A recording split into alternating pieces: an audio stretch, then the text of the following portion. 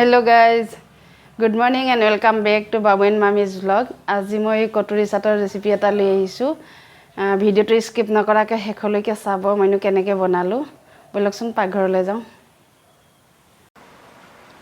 মই প্ৰথমতে আটাৰ লাৰুটো বনাই লম।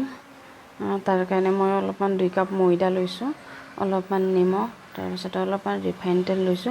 এইখিনি মিক্স কৰি মই ধুনীয়াকৈ আটাৰ লাৰুটো বনাই লম। এতিয়া মই আটাৰ লাৰুটো বঢ়িয়াকৈ কোমল কৰি একদম মঠি লম, তেতিয়াহে খাবলৈ ভাল লাগিব। এইটো মোৰ আটাৰ লাৰুটো ৰেডি হৈ গৈছে। এইটো মই এতিয়া আধা ঘণ্টামানৰ কাৰণে ৰেষ্ট কৰিবলৈ দিম। এতিয়া মই তেতেলীৰ চাটনিখিনি ৰেডি কৰি ল'ম।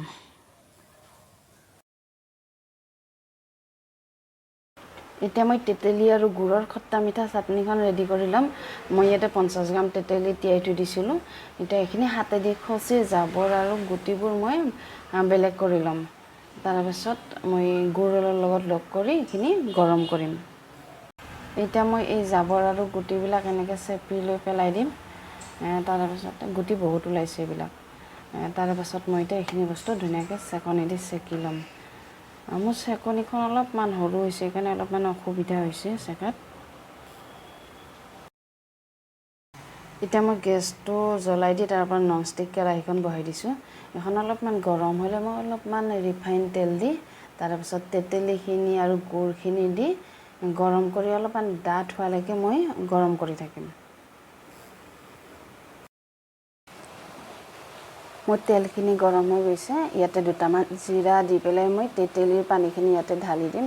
অলপ এইখিনি মই 10-15 মিনিটমান সময় সিজাম। আপোনালোকে ভিডিওটো স্কিপ নকৰাকৈ শেষলৈকে চাব।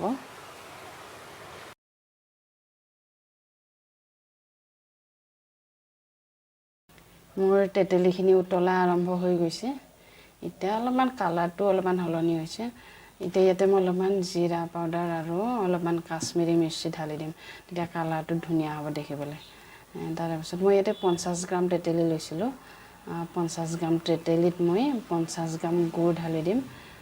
গুড়খিনি ঢালি মই অলপমান গুড়খিনি মিক্স কৰি মানে লৰাই থাকিম আৰু ভালকৈ ডাঠ নোহোৱালৈকে। এইখিনি মই সিজাই থকা 10 মিনিট মানে হ'ল। এতিয়া চাওকচোন কিমান ডাঠ হৈছে আৰু কালাৰটো বঢ়িয়া আহিছে। মোৰ তেতেলী টেঙা মিঠা চাটনি ৰেডি হৈ গৈছে।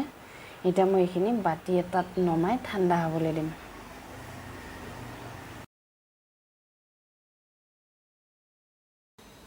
এতিয়া মই গ্ৰীণ চাটনিখিনি ৰেডি কৰি ল'ম। ইয়াতে মই লৈছোঁ ধনিয়া, এটা জলকীয়া, কেইফোটামান নহৰু, অলপমান নেমু আৰু অলপমান আদা।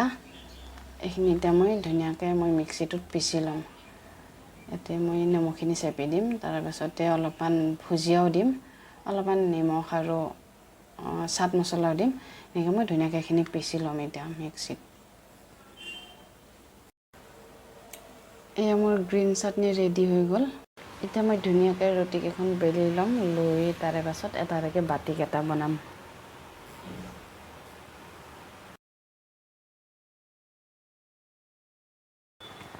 মোৰ ৰুটিখন বনোৱা হৈ গৈছে। এতিয়া কাটা চামুচেৰে এখন এনেকৈ ডট ডট কৰি ফুটা কৰি ল'ম। নহ'লে এতিয়া মই সৰু চাইজৰ বাতি এটাত অলপমান তেল লগাই লৈ তাৰ ওপৰত এনেকৈ ৰুটিখন লগাই দিছোঁ। তেল নলগালে মানে ৰুটিখন ইয়াতে লাগি ধৰিব পাৰে বাতিটোত। এয়া চাওকচোন মোৰ বাতিটোত ৰুটিখন লগোৱা হৈ গৈছে। মই ধুনীয়াকৈ লগাই লৈছোঁ। এতিয়া লাহেকৈ চুৰিখনেদি এক্সট্ৰা আটাখিনি বৰ ধুনীয়াকৈ মই এনেকৈ কাটি উলিয়াম। তাৰপিছতে ইফালে কেৰাহীখনো মোৰ বহাই থোৱা হৈ আছে। কেৰাহীত তেল গৰম হৈ আছে। এইখিনি মই এতিয়া কাটি ল'লোঁ। কাটি এতিয়া এইটো মই কেৰাহীখনত দি দিম। ইফালে তেল গৰম হৈ আছে। দি অলপ মানে ৰঙা পৰালৈকে মই ভাজিম আৰু তাৰে পাছত ইফালে অলপমান তেলো মই এনেকৈ বাতিটোৰ ভিতৰত ভৰাই দিম, তেতিয়া বাহিৰে ভিতৰে সমানে সিজিব। তাৰপিছত এনেকৈ মানে অলপমান সিজাৰ পাছত বাতিটোৰ পৰা অট'মেটিক এনেকৈ ৰুটিখন এৰি যায়।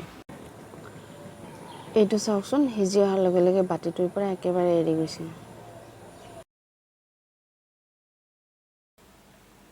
এয়া চাওক, এইটো বাতিটো এৰুৱাই দিয়াৰ পাছত এইটো দেখিবলৈ এনেকুৱা হৈছে। এতিয়া মোৰ কটৰি চাটৰ কটৰি ৰেডি হৈ গৈছে। এতিয়া ধুনীয়াকৈ সজাই দিম। এতিয়া মই ইয়াতে কি কি বস্তু ব্যৱহাৰ কৰিম সেই গোটেইখিনি বস্তু ইয়াত ৰেডি কৰি লৈছোঁ।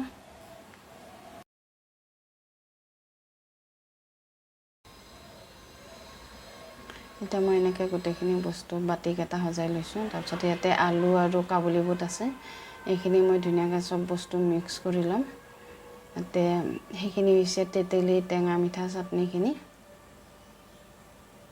এতিয়া মই প্ৰথমতে তেতেলীৰ চাটনিখিনি দিম তাৰে পাছতে অলপমান মই দৈ লৈছিলোঁ দৈ আৰু চেনি মিক্স কৰি মিক্সিত মাৰি লৈছিলোঁ সেইটো মই দেখুৱাবলৈ নহ'ল এতিয়া মই দৈখিনি দিম তাৰে পাছতে মই গ্ৰীণ চাটনিখিনি দিম অলপমান এইখিনি দি মই ধুনীয়াকৈ বস্তুখিনি মিক্স কৰি ল'ম ইয়াতে অলপমান কলা নিমখো দিম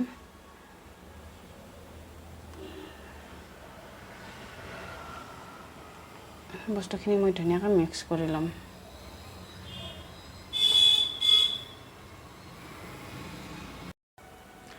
মই নিমখ আৰু কাশ্মীৰী মিৰ্চি দিবলৈ একদম পাহৰি গৈছিলোঁ সেইখিনি বস্তু দিলোঁ এতিয়া দি মই মিক্স কৰি ল'ম